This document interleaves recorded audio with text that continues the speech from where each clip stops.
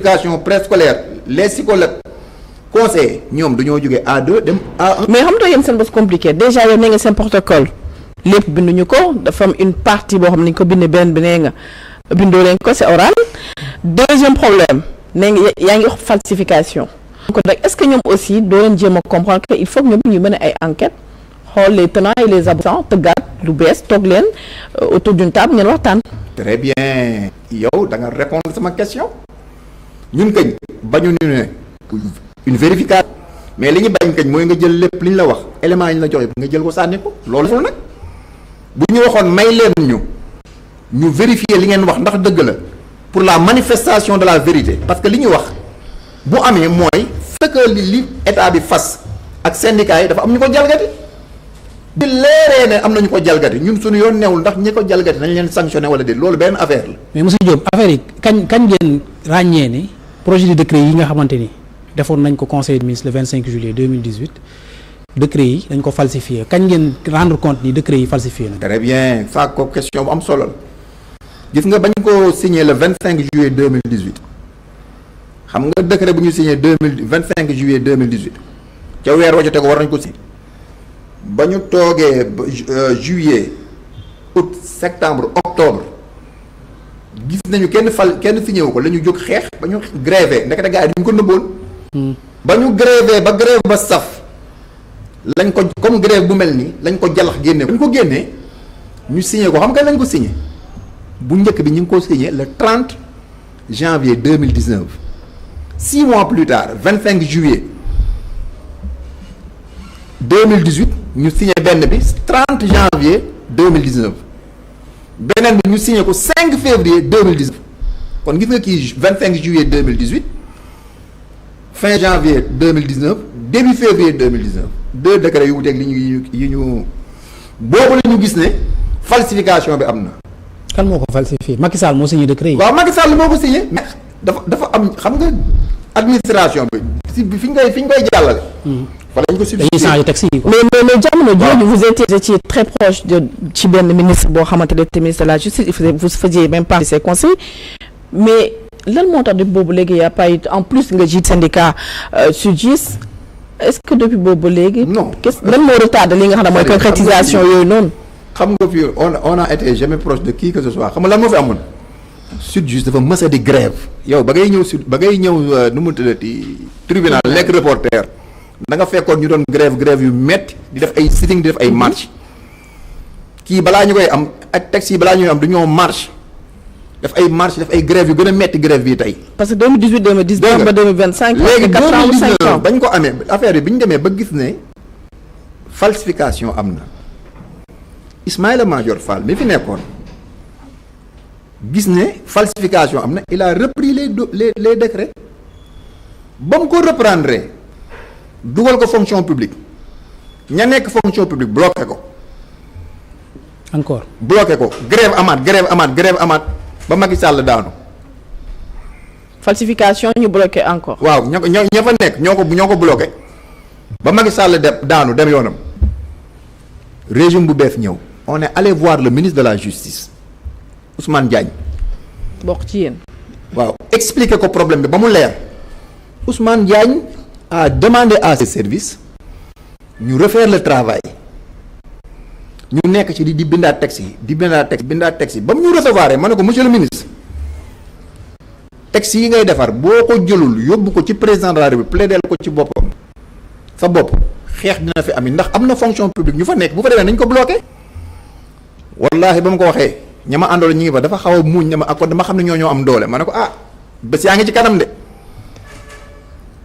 ñu nekk di bind texte yi ba texte yi pare le ministre Ousmane Diagne organisé benn le 25 le 26 le 27 à Saly trace yëpp nekk fa amical yëpp nekk fa ba ñu pare ñu ne ko mu ne yemb la ñu waaw mu ne ba mu ne dañ ko porté ñu ne ko dañ ko yàq de monsieur le ministre. ñoom ñoo yàq à quelle fin.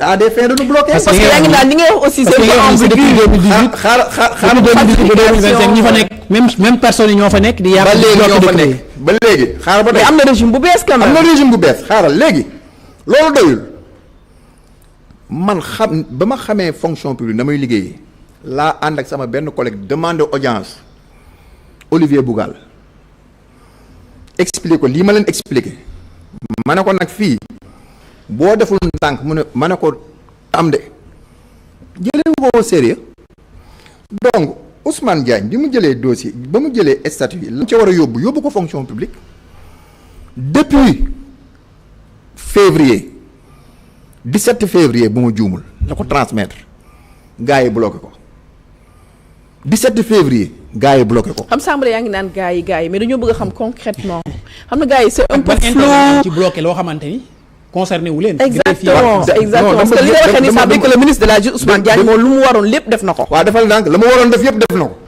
defal nañ la ma lay wax kañ defal na ñaari projet de décret parce que xam na ni décret yi daw actuellement.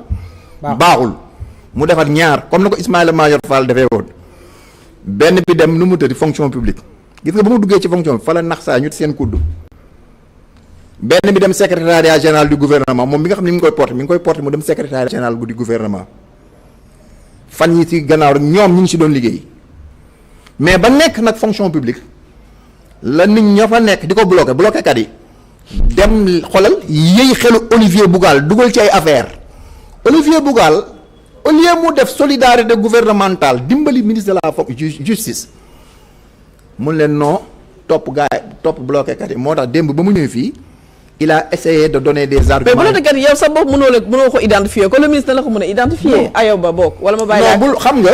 waaw bàyyi la ak Ayoba. xam nga man daal dinañu wax ñi xam nga bloqué xade yow bu ma tuddoon sa tur léegi ci télé dama lay tooñ. dëgg la. kii bu ma ko tooñ monsieur le ministre Olivier Bougal nee naa ko yow la ñuy tudd ji. c'est ça. waaw ñii ay sukk lañu rek. kenn xamu leen mais Olivier Bougal moo war a jël sa responsabilité vérifier ndax il y a fraude si il y a pas fraude mu génne SYTJUST def li du dëgg. c'est ça la vérité. on ne peut pas dialoguer sans la vérité ay magum jëm bu ñu ne y a de fraude deux ministres de la justice essayer rétablir le nombre de la vérité des choses mais mu am une bureaucratie mafieuse obscure qui fait obstruction. ñu fa nekk depuis Macky Sall ba léegi. te nee naa ko monsieur le ministre gis nga ñii boo leen dàqul. je lui ai dit première rencontre ba ñu rencontré publiquement ci kanamu ay ko ma ne ko quand on fait des ruptures il faut changer tout l'environnement on ne peut pas faire du neuf avec du vieux wax naa ko ci kanamu ay nitam laa ko waxee saal bu fees del syndicalistes yu bëri toog fa ñoom ñoo indi grève bii ñuy grève te le ministre de la fonction publique dafa mel ne il n'a pas la poigne et la personnalité pour faire face à ces gens-là man bu doon maa nekk foofu. sañu ma ko non li ma lay wax li am la. man li ma gis lu am la laa lay wax. waaw d'abord lan. doo ñëw yow ñu ñëw man bu doon fa kenn avertir ko ñun dañoo ñëw avertiraat ko ministre de la justice avertiraat dañ ko yaa ngi dégg avant ñuy dugg sur le problème de droit parce que droit bi leneen la mais quand on te dit que accord am na gouvernement fi jaaroon dafa waxtaan ak ñi ba fas. kenn mënul wedd accord am na ndax bu accord amul woon kenn du jël greffier est-ce que mën nga leeral téléspectateurs yi ban circuit la projet de décret bi di jaar au niveau de la fonction publique ak fan lañ koy bu ñu ko waree bloqué fan ban direction lañ ko war a bloqué ak ban projet de décret lañ parce que ñaar lañu woon nee nga ne benn bi ex na secrétariat général du gouvernement ban moo ci ekk secrétaire bi porté statut particulier des cadres wala formation bi porte bi nga xam ne ministère de la justice moo ko war a porter muy projet de décret bi nga xam ne centre de formation judiciaire la ko concerné. boobu dem na ba secrétariat général du gouvernement. ñu ciy liggéey pour ñu yóbbu ko ñu signé ko. beneen bi nga xam ne donc statut particulier kii yi nu mu tuddati cadre des fonctions. waaw boobu de la justice boobu moo kii. boobu xam ne dafa war a jaar ministère de la fonction publique ndax ministre de la fonction moo ko war a porter. bañ ko fa dugalee la xam nga boo ko joxee da koy am ñu ngi koy imputé. ñooñu ñoo ko téye depuis février ba juin bi ñuy grève février mars avril mai juin ñu xam ne nag blocage am na léegi nag on va créer la situation d'urgence tant que l'État n'osera pas vérifier que le 25 juillet 2018 deux projets de décret ont été adoptés pour réformer le statut particulier des fonctionnaires de la justice tant que loolu vérifié wuñu ko c'est apparent boo ko seetoon léegi sax di nga ko gis. oui c'est vérifiable. vérifié nga ko. oui c'est vérifiable. vérifié nga ko. vérifier audience ci internet bi léegi. conseil des ministres du 25 juillet. 2018 tu verras tous les textes yi adopté. les deux projets de décret. deux projets de décret yooyu du gis ko Ayuba gis nga ko. 2010 707 du 10 juin 2010 portant organisation fixant les règles du fonctionnement du centre de formation judiciaire. Le projet de décret portant statut particulier des cadres des fonctionnaires de la justice. du gis nga ko. yooyu kenn mësu koo signé yeneen la ñu signé te yeneen yooyu ñu signé amul benn loolu foofu la fraude bi nekk. gis nga ko foofu la fraude bi nekk léegi nañu dellu ci boobu bu ñu delloo ci ñaar yooyu dëgg gi dina feeñ. gis nga ñun ay greffier la ñu greffier dafa am liggéey bu ñuy def bu demee tribunal lu ñuy wax l'instruction cabinet d'instruction. C'est pour la manifestation de la vérité. On ne peut pas négocier sur du faux. Conséquence yi commencé là parce qu'il y a beaucoup de projets yëpp la ñuy reporter. On ne peut pas négocier sur du faux. ñaari projet de décret yooyu fan la jaar loolu tant que Olivier Bougal ñemewu ko seet dañuy wax non li fi nekk mais li fi nekk loolu dafa yomb. mais day dafa mel parce que la vitesse supérieure ndax yéen a ngi demandé le président de la République Bassirou Diomaye Faye recevoir. waa xam nga ñun lu ñu ko waxee mooy moom dafa mel ne amul dayoowu ministère am dafa mel ne du moom mooy patron wu ministère bi et c'est regrettable de le dire. ah bon. ministre de la justice dafa mel ne këram tàqul mi ngi ne patt toog du ñu seetaan te lii taarix dina ko nettali de. ah mais yow li nga fi expliqué yëpp sax di ko moom lu ko waroon yëpp. waaw li mu waroon def na ko mais xoolal moom tey la mu waroon def dafa waroon mottali xam nga mottali maanaam di nga liggéey lu bëri maanaam di nga liggéey ba am tubay am yére mu def mbaxane nga yàq lépp maanaam lii tey ñun xeex bi ñuy xeex moom moo ko waroon xeex ci kanamu président de la république. moom moo ko waroon xeex ci kanamu ministre de la justice. mais est-ce que kon du jéggi ci li nga xamante ni tey jii son collègue Olivier Boucal mooy prérogative am. comme moom porte na projet de décret. xamante ni tey jii mooy régir fonctionnement centre formation judiciaire. ba yóbbu ko secrétaire général du gouvernement. moom kay wàllu moom kay def na lu war a def projet de décret bi nga xamante ni tey jii moom mooy fixé règle yu cadre supérieur fonctionnaire de la justice bi fonction publique ñoom ñoo koy def est-ce que bu fi ñëwee bëgg cee intervenir doon interférence boo xamante ni. day gêner d'autant que même xam nga fonction publique administration la yor parce que président de la république dafa am administration ak gestion du personnel. mu jël administration bi jox ko fonction publique. mais gestion ministère de la justice la. te ñun bu ñuy grève bi du impacter ministère de la fonction publique ministère de la justice kon fu mu nekk nii Ousmane Diagne moom moo am problème bu mu war a régler këram warul nangu ay nit yu nekk ministère de la fonction publique di taal këram.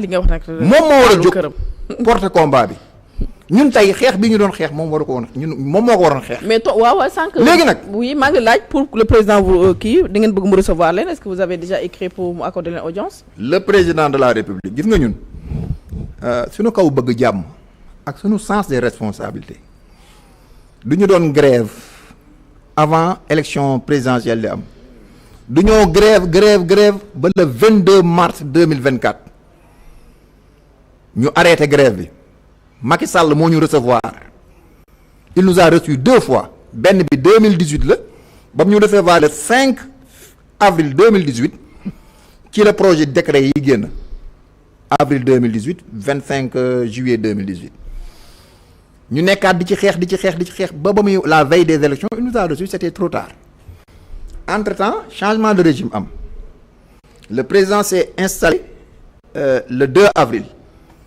toog nañu 14 mois di nga ko wàcc di dox jàmm le président de la République nous lui avons adressé une demande d'audience le 11 février nous avons la décharge 11 février 2025 wax ne ko dañoo am ay problèmes yoo xam ne te comme ci institution la ñuy liggéey daf ñoo war a recevoir balaa ay di am loolu doyul le ministre de la fonction publique nous avons déposé chez lui dañoo déposé suñu préavis le 7 février 2025 dugal ci ay préavis ay points yu bëri yoo xam ne daf ñoo concerné ak problème statut yi moom ñoo nekk ci kanam mais am na yenn points yoo xam ne ñu ngi ci kii plateforme revendicative bi mais le 7 février ba léegi faale wuñu il a fallu que ñu commencé grève mu doog a jóg booy xool sa yenn saa yi sa day mel ne lañ leen tegee ci yéen bopp ministère yi xamuñu ko ndax saa mu mel ne comme Sytjust ak UNTJ déposé ay préavis de grève may la 1 mois février 7 février ba 7 mars réagiroo 7 mars 7 avril 7 mai 7 juin réagiroo bu ñu grève kon grève bi seen loxo la nekk. d'accord Ayoba dafa mel ne instant yi conséquences yi commencé sentir parce que am projet yi waroon am yu bari dañ leen reporter parce que mënoo def projet grève